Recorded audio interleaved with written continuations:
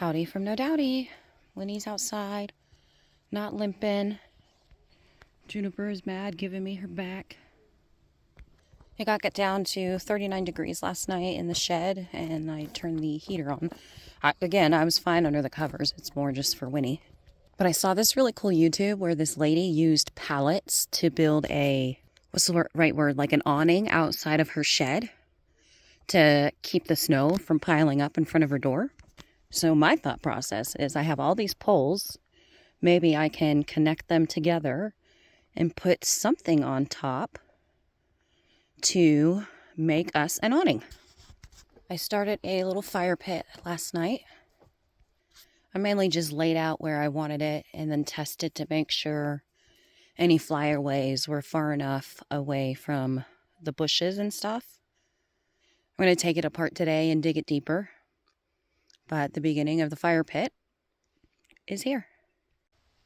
I'm so happy to see Winnie doing better. Yeah, Mama. You doing okay, huh? You good girl. She's definitely staying close to me, though. Mama Mia's out here running around somewhere. I still have the chicken coop cage that I never put up. That maybe I can turn into like a dog kennel. Anyways, it's a beautiful day out. Nice weather. I think in about a week and a half, we are expecting rain and snow. Girl. She's so pretty. What are you doing, Mama Mia? Hi. You're so silly. I got the awning up. What do you guys think? Oh, look who's still here. She's been a good girl today. Sleeping in her dog cage when Winnie comes out. Okay, let's look at it. We're using duct tape. I did put sandbags on all 4 corners and stake down 2. Because these corners didn't have the option to stake down. But it goes over the door so I can get in and out. And it doesn't look half bad, if I do say so myself. Nikki and Steve stopped by, so I was excited to show them how I'm using their plastic sheeting that they gave me. But I just duct taped the sides around the pole and duct taped the top to each other. I still have enough room to walk over here and access whatever I need. And tomorrow, we are going to try and do the same exact thing for my mom's shed. Lazy dogs. If you can't tell, I'm having a hard time giving Juniper up. But Winnie was out here for about an hour, and Juniper just slept in her cage. Everything was fine. And I put Winnie just away just right now, so Juniper can come out and enjoy some freedom. Look, I got my burn permit. It's Winnie's nap time. Anthony said he's going to try and come change my porta potty out tomorrow, but we have to say nice things about him on the YouTubes. So everybody leave a comment for Anthony. Let him know he's loved. I really need my porta potty changed out. But seriously, we do hope you're having a good day, Anthony. I have made more friends here in the month I've been here than the 12 years I lived in Sacramento.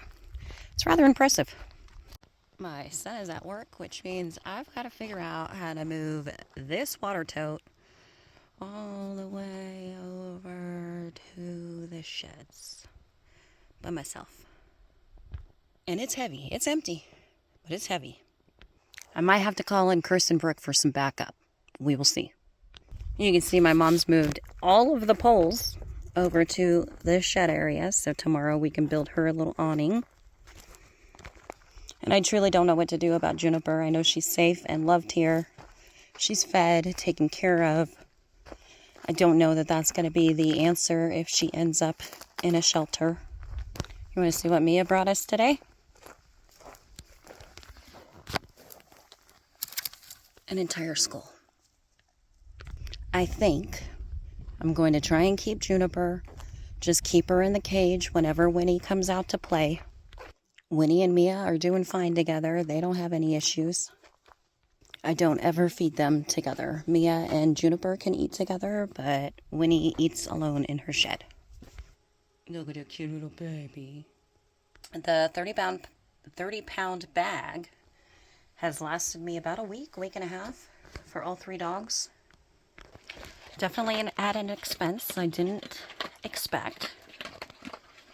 But that's where the YouTube's money comes in. So I can try and take care of the babies. You can see she's not aggressive when it comes to humans and her food. I love how she lays down to eat. You crazy, Mama Mia. And Mama Mia loves Juniper. I don't want to take her friend away. Can't we all just get along, people? Someone mentioned in the comments about Mia's owner and maybe taking her back there, but Mia had the same owner as Juniper. The individuals that were raided and are no longer here, so she doesn't really have an owner anymore until me. And Junie listens whenever you give her a command. Kind of nice having a little shade structure. Look at that. Granted, I have been feeding these dogs 3 times a day, just because I know that they have not had food on a regular basis. And Juniper needs to fatten up. You can see Winnie, I just free feed. She'll just eat whenever she feels like it. Still have not cleaned off the chair. I can always tell when Winnie's getting antsy in the shed. She's like, let me out. I'm feeling rather accomplished today. Anybody want some fresh sagebrush? Oh, speaking of that, I was trying to buy some trees off Amazon and they won't ship to me. There's one nursery in town, but it looks like they only have fruit trees, which I'm okay with. I want fruit trees anyways, but I was trying to get trees for wind blockage and privacy. There's called something like Thuja, Thuja, the green giant or something like that. Winnie has run off with Mia somewhere over in this area. Oh, I see him. And you know, the reason you get 20 acres is so that you can let your dog roam free with minimal concerns. She's not out during coyote time. And if she's running around with Mia, Mia knows her way back, obviously.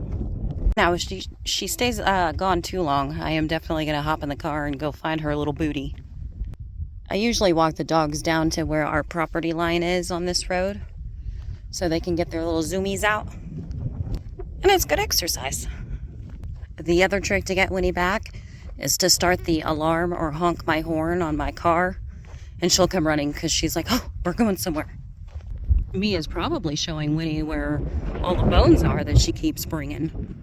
So back to the trees that I can't get shipped here. What I think I'm going to have to do is send them to my bestie's house and then have her maybe water them and then ship them up here. I need to know, the people that are homesteading in Arizona, like the smart people, you know, do you guys have the same problem with getting things delivered? It is so obnoxiously annoying. Guess who's back after I had to go find them in the car 20 acres away? Oh, naughty animals. I forgot to tell you, so last night, you know, when exhaustion has hit, because I tried to turn my little heater on and I could not get it to turn on. So I switched out the propane. There's a fly in here. I switched the propane bottles out thinking, well, maybe that one's empty. It's kind of light. And then it still wouldn't start. So I go to my mom's shed to ask my son, like, what did you do the other day when yours was acting up? But he was sitting in the car talking on the phone. So I was like, oh, well, Mom, it's kind of cold. Do you want me to turn your heater on? And she said, yeah. So the first thing I did was what you're supposed to do and turn that one knob. You just bloop. That's it, right? That's what I forgot to do. That's why it wasn't turning on. I forgot to do that. Once I did it in my mom's shed, I was like, oh, now I get it. And it worked perfectly. But that's how you know you're tired. And can we just talk about this what's supposed to be nifty remote start for the generator? It's not so nifty.